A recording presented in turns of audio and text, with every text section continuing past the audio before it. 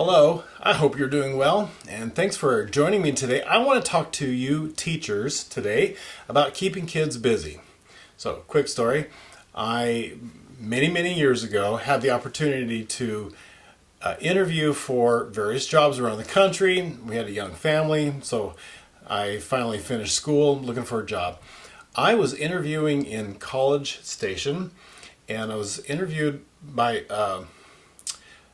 an older gentleman, I'm going to say, and his face was very wrinkly. I remember that, and I remember him asking me, "How you gonna do?" At the time, we used to say discipline.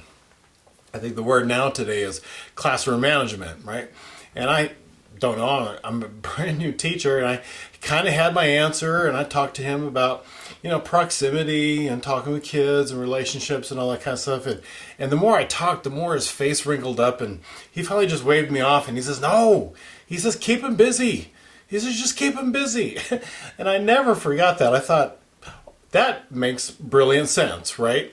I don't want to ever bore a student in my class. And if you do keep them busy, they'll be working on stuff and not trying to figure out how to tear your room apart. And advice I never forgot. Well, it's a little bit hard to keep a kid busy when the counseling office in your school puts students together that are very different in level ability.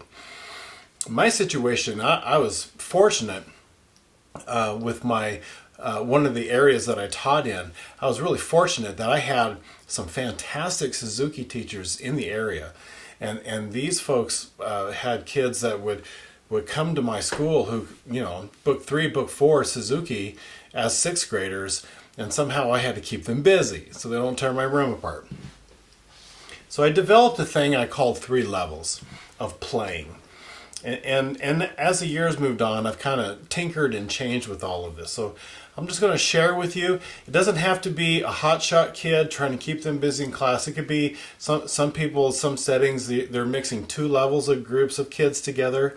So if I can give you an idea or two, just to kind of, you've got this one room schoolhouse sort of setting, and you got multiple levels, or certainly different kinds of kids and where they're at in their musicianship. Maybe I can share a couple of ideas that will help you, okay? So that's what we're going to do today. 3 levels of playing. So I looked at my hotshot kids and I said, all right, I'm going to just use hot cross buns, as if I've never played that enough, okay? So hot cross buns, and I would look at those kids and say, great, everybody is learning hot cross buns. Level 1, show me that you can play it, just like everybody else. And they roll their eyes at you like, oh, okay. And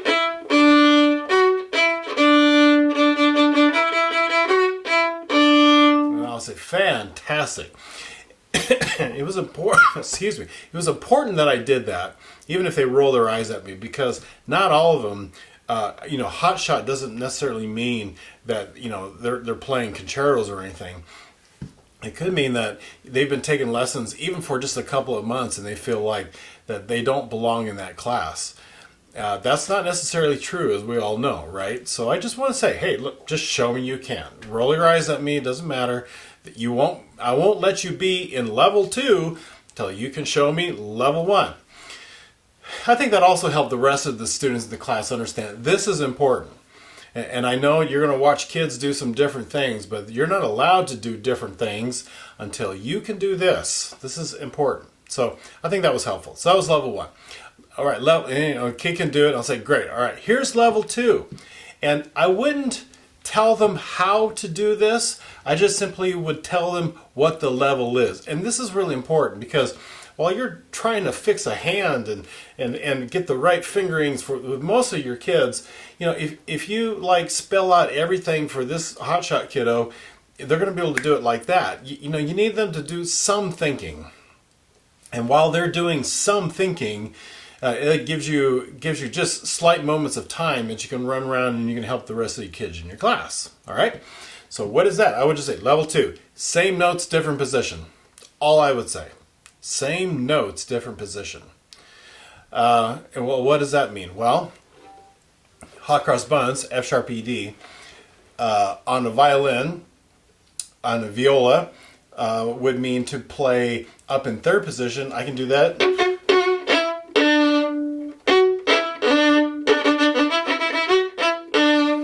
And it would take them, depending on how much of a hotshot kid they are, it would take them a little while to figure out that that's what I mean. Because some of them would go, does that mean like play 3-2? Well, it could mean that. That's technically half position, but that's not what I'm really talking about.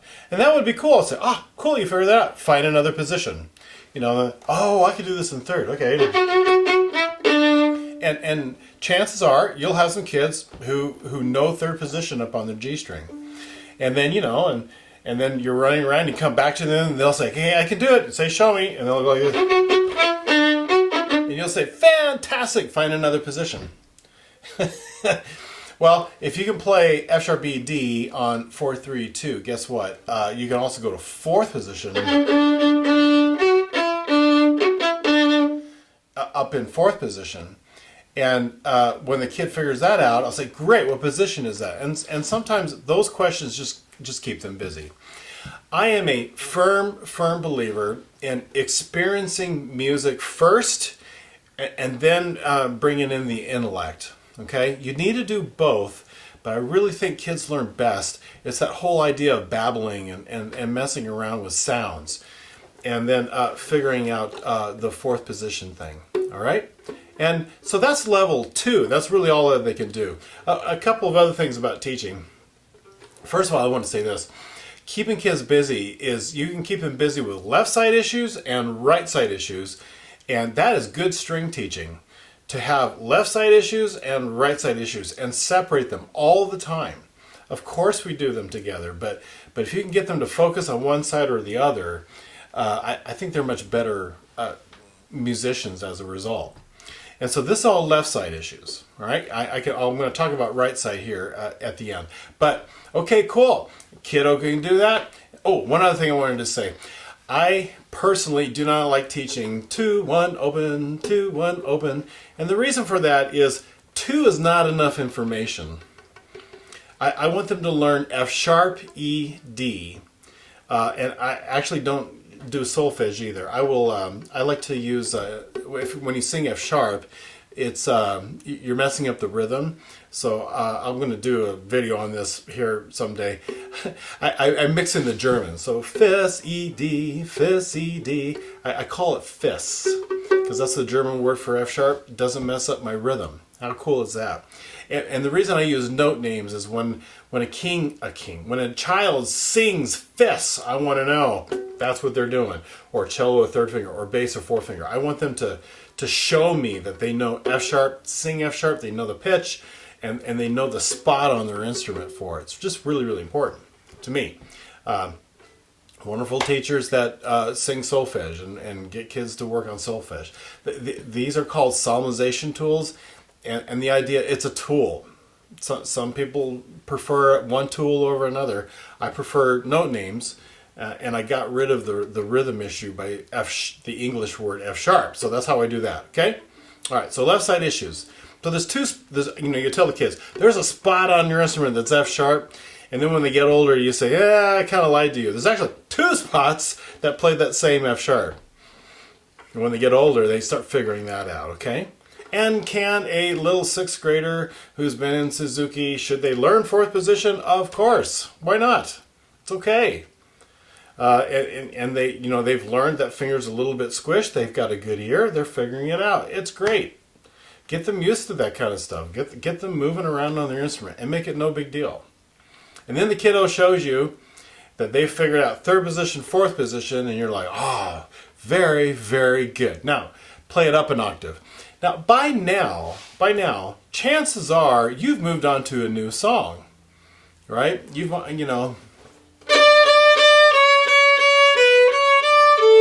Maybe, and now the kiddo's like, oh, a new song. So you go through the levels again. Level 1, can you play it? Yes, great. Level 2, can you play the same notes in the different position? And whoa, especially on that, they're really starting to think about like third position and things like that. But okay, cool. Let's say you're still on hot cross buns. The kiddo can play level 1. The kiddo figured out level 2. And now they're twiddling their thumbs a little bit. And you say, oh, you are ready for level 3. So it's level 3. Level 3 is up an octave or more. And of course, the level like 3B would be figured out up an octave, but then a different position up an octave. So here's what I mean. Up an octave would be, right? And the kiddo should know, like, oh, I know third position, and they can do that pretty easily. And you're like, cool, find another position. You know, and so straight away they're thinking about, they might be thinking about up here on the D string. That's getting kind of high and kind of silly. But that would be second position. Oh, there you go. Second position. And that can kind of keep them busy. That's just one. Right? Oh, man. Well, then they tell you, and they're able to articulate. Well, one's in third position, one's in second position. And again, by the time you're doing this, you've moved on to a new song, and they're starting the levels over again. Let's say they're a super hotshot kid, and oh, they can do that. Then I'll say, great, jump the octave. Well, sixth position, fifth position, right? And then by then it's really silly. Don't let them do it. They'll want to, and if they want to mess around, maybe that's okay. It doesn't hurt them. But wow, how about that? You know, and then you can have them even write it out. Say, okay, you've got third position, or you've got 2 octaves figured out, and give them some staff paper. Say, write it out. And now they're busy thinking about ledger lines, thinking about fingerings. You see how busy you can keep them while the rest of the whole class is trying to figure out only 2 fingers and 3 notes, right? Right? You see how profitable that could be for you? All right, so 3 levels of playing for the left side. That would be level 1, play it as it is. Level 2, play the same notes but in different position. Okay, or positions. Level 3, play it up an octave, different positions. And then 3B would be another octave and different positions. And you can certainly keep kids busy with just thinking about left side issues. Let's say the kid's not really that much of a hot shot, but they certainly could play it well where they're at. Okay, and maybe you don't want to mess around with left side issues. Well, let's start thinking about right side issues. What's this? Has everything to do with articulations and bowings and different kinds of bow strokes. And you can keep them busy with just the right side as well. So when the whole class is learning, tell the kiddos, I want you to do slurred staccato. And if I close my eyes, I don't want to be able to tell if you're doing détaché or if you're doing slurred staccato.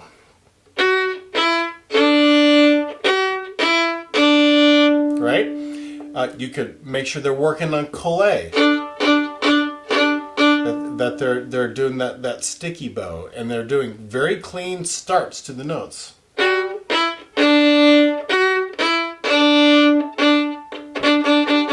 Whatever your rhythm will be. If you're doing eighth notes there, how cool is that? Let's say, okay, they can kind of do that. Then you can do slurred legato or lure. You can teach them that, and they got to work on lure. Lure is not easy. To do it really well is not easy. That would be a great little exercise for them. If they're, you could do off the string. You could do all off the string bowings. You just see all the different kinds of bowings you can do with them. That would keep them busy too. That's one way of doing that. Another one, change up the rhythm. It's a bowing thing.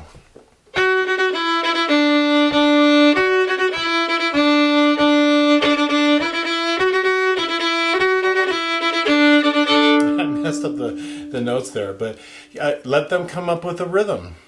Have them write out a rhythm and say, you write out a rhythm, and then while the whole class is going Fis, E, D, it could be straight 16ths, it could be eighth notes, it could be an eighth, whatever. It could, maybe they want to do a dotted A16th, And you say, oh, that sounds cool. Why don't you play that détaché and then play it hooked? You know, just you have so much that you can just really work with them just to keep their brains going, all right, and keep them super, super busy. I hope some of those ideas worked. You're able to separate the two sides. You're able to keep kids going. And how cool is it? Just think about it. If a kid came up to you and said, I'm just really kind of bored in this class, you say, yes! Prove to me that you have a right to be bored. That means you play it really well and really in tune. Okay? And if you can do that, level 1, here's another way I want you to start thinking, level 2. You know, and part why I think that's really cool is you start noticing maybe they're going to take some ownership about their own playing. Love it when kids take ownership about their own playing. That means they want to do well, and they want to excel and do things like that.